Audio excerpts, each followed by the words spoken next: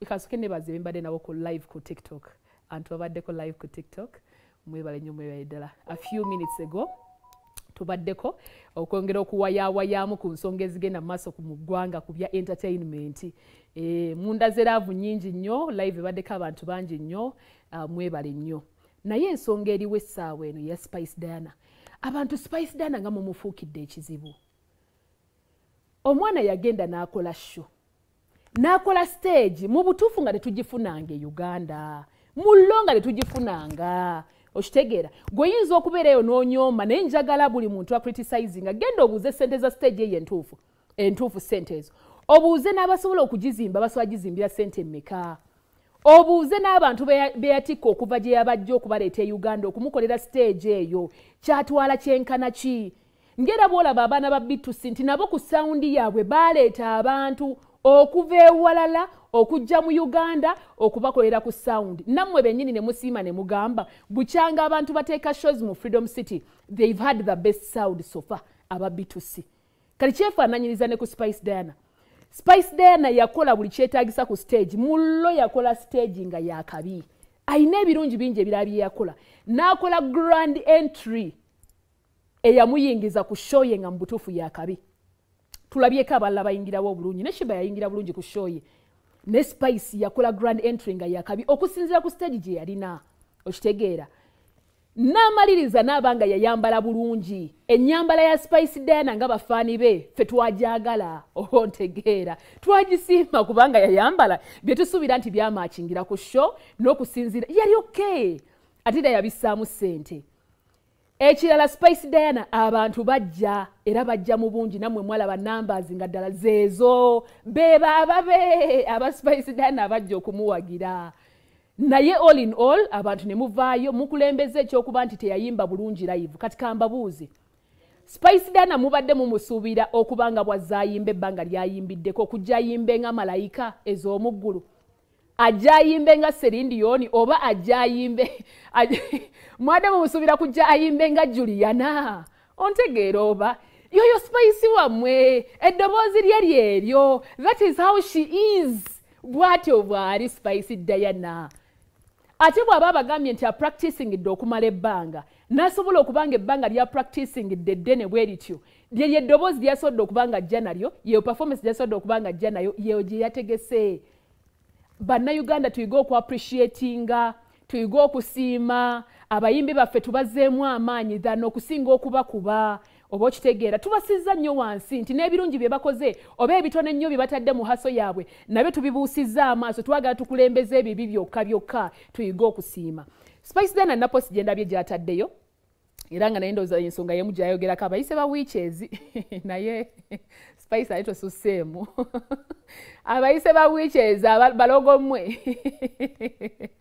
Ensonga ze zazitadde ku Snapchat atamufollowinga simanyi kye muliko naye nga wazitadde ensonga ze n'abannyonnyola. Abantu mugenze maaso no ga show kye kyabadde kibi nnyo. Naye ayina ebirungi ku sheye ebyabaddewo nga mmwe kye mukulembeza ng'ekibi mu butuufu eyinza okuba ensonga naye mukikuliriza nnyo ne mubikka n'ebirungi bye yakoze for her show. Aina mutandika okuyingizaamu ne show z'abalala ze twali twasiima nga tugamba nazo zaali nnungi era baakola bye baakola nga birungi.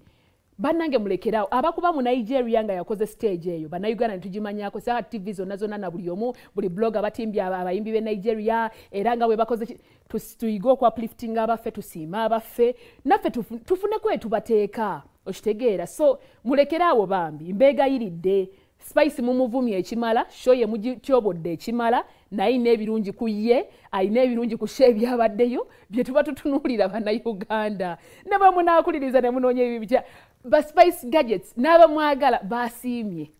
So tukulembeze ebyo ebibi bibangamu sigamba nti temucriticizinga osobola criticizinga naye mu ngeri etatwoboola ate mulekerawo okulimba. Okitegeera omuntu ayina ekisinga kunuma n'abamu nga ne ku show tebaabadde nayo. Omuntu najja nayo kagamba show yabadde mbi nnyo. Nina omuntu gwe nalabye nga gamba show yabadde mbi nnyo. Ne ntunira omuntu ayogera ne ngamba naye pane muyiga okusiima. Ekirala atamwagala tajja kumwagala. Amwagala ye wuwe era yajja okumwagala. Bannayuganda ekyo mukiyige. N'ekirala aba celebrity baakoowa mu ababeesibako nga temubaagala mulekeraawo. omuntu akwesibako nga takwagala n'akufuukira ekizibu ate nga sitakwagala. Kakati abamwagala muba mulekere abasigaze era basiimye tugende n'ekyo.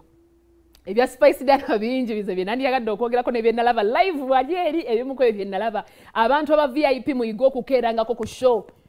Naye oba bakikola kagenderere kyesitegeera. Abantu ne bayingi obuli nayingira ku ssaawa 5 n'ekitundu. Yes, wasasudde VIP ayino. Tebo yo weeri era oyagala bagikukuumire ne balina omuze ogwagala emmeeza z'abannaabwe zisigale nga nkalu. Kwegazo zibe nga nkalu balage nti VIP teyabaddemu bantu kyokka ate nga baasasula. Oba bakikola kagenderere kyesimanyi. N'abayimbi mwenna abajja okuwagira Spice Dianah mwebale nnyo abatayimba kibi. Naye wabiwa ensonga z'ensuubira nti bwe muba abayimbi banne musolo zitegeera era ne tu appreciating nti bambi mwenna abajja okuwagira Spice Dianah mu mbeera yonna yonna bambi mwebale okuba nti mwamuwagira. Ne Terefayina ye yaffe nayo yaliwo mu mbeera yonna yonna. Twebaza Terefayina mwebale nnyo mwebalire ddala okuba nti mwayimirirawo mu show ya Spice Dianah. Weewaawo byatambula si bubi era nensaba bannange akalala kesigenda kwerabira kuyimba VIP. Buli muntu abasasudde kye bayita VVIP. Tugeze nti kati ze tables mu kivvulu. Buli muntu abasasudde VVIP abeera VVIP. Akanta ku tetukeerabira. Naye bw'oba oyagala treat esinga kweyo osobola okwongerangamu extra money.